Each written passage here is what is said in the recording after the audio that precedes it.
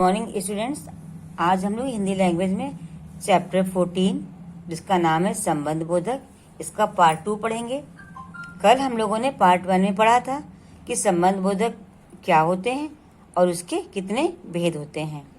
तो संबंध बोधक बच्चों क्या होते हैं? कल हमने आपको बताया था कि संबंध बोधक वे अविकारी शब्द होते हैं जो संज्ञा या सर्वनाम के बाद आकर के उसका संबंध वाक्य के दूसरे शब्दों के साथ जोड़ते हैं।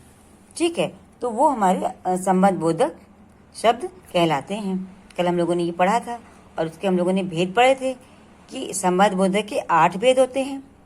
कौन कौन से होते हैं एक बार हम लोग फिर से इसको देख लेते हैं।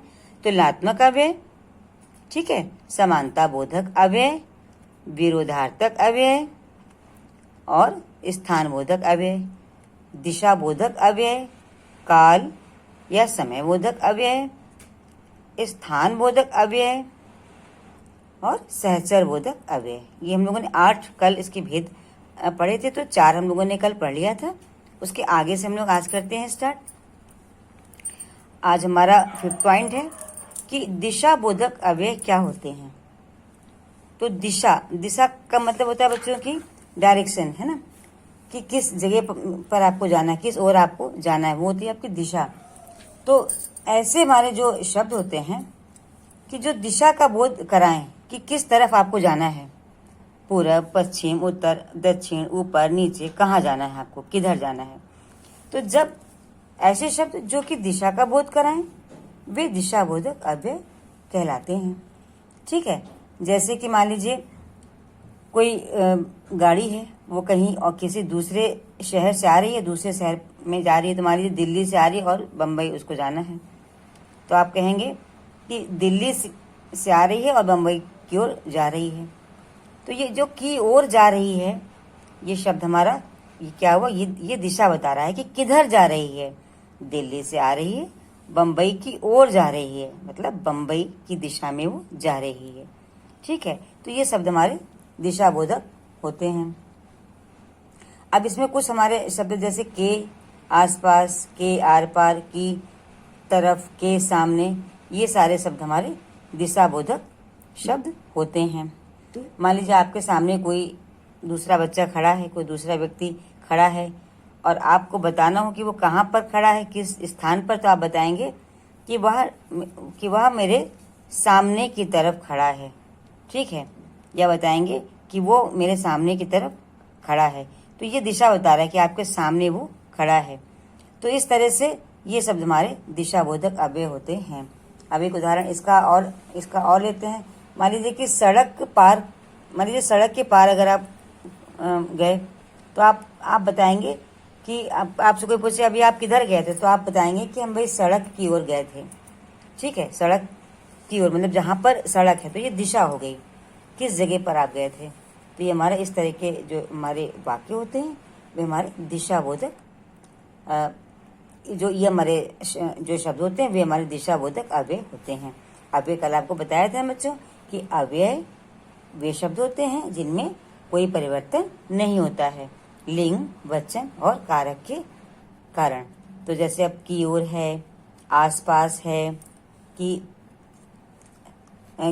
के सामने, ये सारे जो शब्द हैं इनमें चाहे संज्ञा, चाहे लिंग, वचन या कारक कुछ भी हो, लेकिन इनमें परिवर्तन नहीं होगा। ठीक है, अब काल या समय बोधक, तो काल का मतलब ही होता है समय, तो काल कहें या समय कहें, तो काल बोधक या समय बोधक ये क्या होते हैं कि ऐसे शब्द या ऐसे अव्यय जो हमें समय के बारे में सूचना दें। ठीक है, ऐसे अव्यय जो हमें समय के बारे में बताएं या समय का बोध हमें कराएं, वो हमारे काल बोधक अव्यय कहलाते हैं। ठीक है, जैसे कि देखिए एक उदाहरण है कि कछुआ खरगोश से पहले पहुंचा। कछुआ खरगोश से पहले पहुंचा। अब इसमें ये जो शब्द है से पहले, ये समय बता रहा है कि खरगोश नहीं पहुंचा था, उसके पहले ही कछुआ पहुंच गया, है ना। तो ये आपका जो शब्द है से पहले, ये क्या है, समय बोधक शब्द है। इससे आपको पता लग रहा है कि खरगोश के पहुंचने से पहले ही कछुआ पहुंच गया था। इसको आप इस तरह से भी लिख सकते हैं कि खरगोश कछुआ के पश्चात पहुंचा, यानी पहले कछुआ मतलब पहले कछुआ पहुंच गया तब फिर खरगोश जो है गया। तो इस तरह से ऐसे शब्द जैसे कि के पश्चात, के बाद, के पहले या फिर के साथ, तो ये सारे शब्द हमारे काल बोधक अव्यय के अंतर्गत आते हैं। ठीक है, अब जैसे एक उदाहरण आप और लेते हैं कि मान लीजिए आप कोई मतलब कहीं आप घूमने जाते हैं, ठीक है, तो वहाँ पर आपसे पहले भी कोई टहलने आता है या घूमने जाता है तो आप उसके बारे में अगर किसी को बता रहे हैं तो कहेंगे कि राम प्रतिदिन सबसे पहले बाहर आता है।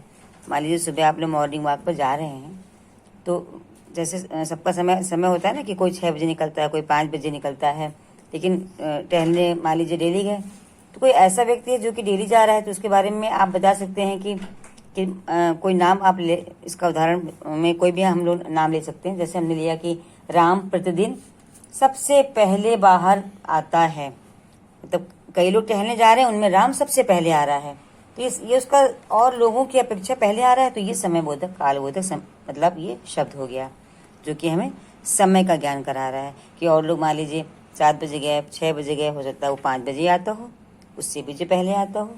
ठीक है, तो ये शब्द जब आप वाक्य देखेंगे तो वाक्य को पढ़ करके आपको ये पता लग जाएगा कि ये कालबोधक समय है।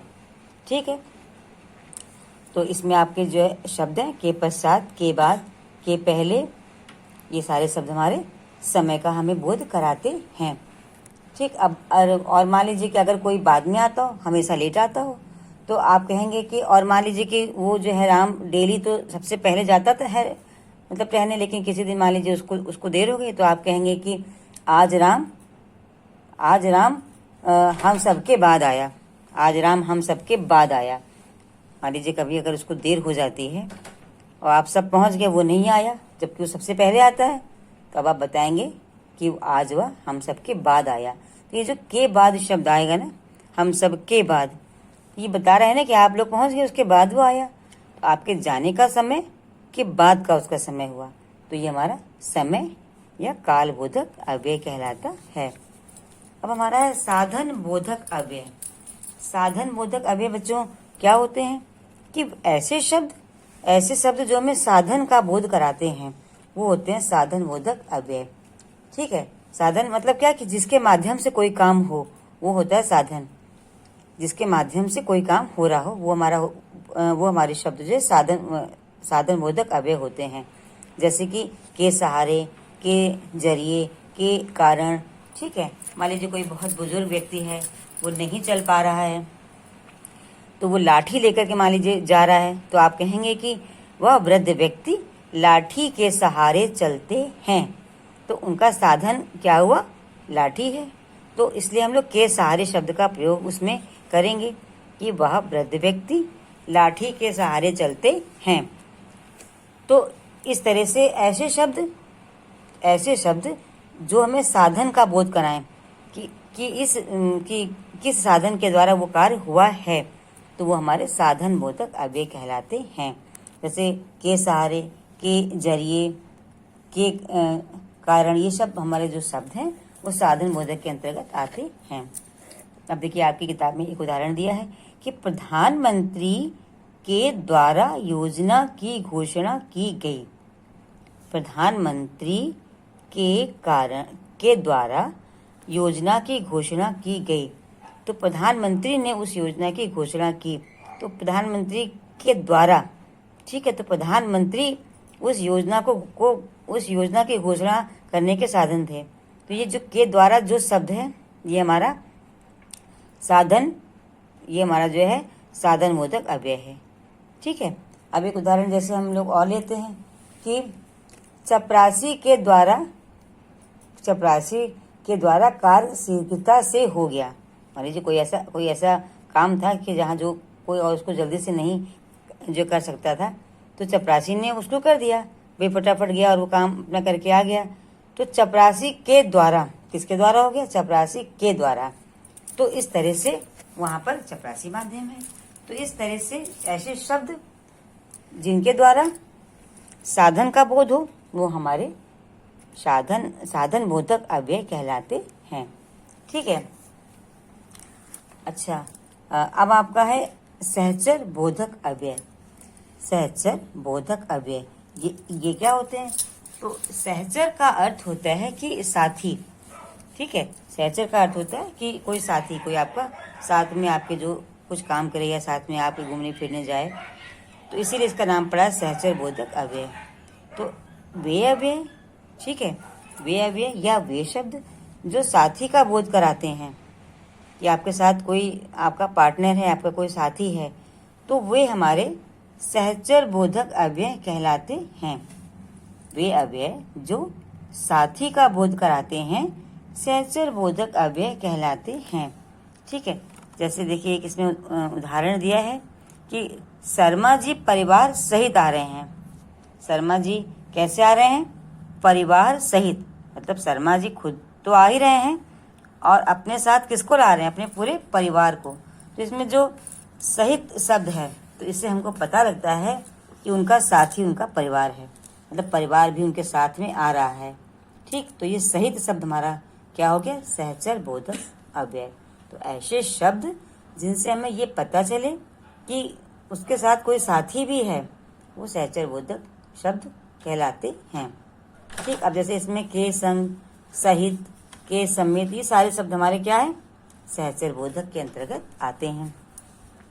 ठीक है, अब जैसे कि मान लीजिए कि आप किसी सहेली के साथ कहीं घूमने गई, तो आप कहेंगी भाई कि आज मैं गीता के संग घूमने गई थी, है ना, या अपनी कोई भी आपकी मित्र है, आप कहेंगी भाई आज मैं अपनी जो भी आपकी मित्र है, आज मैं अपनी उस मित्र के साथ घूमने गई थी।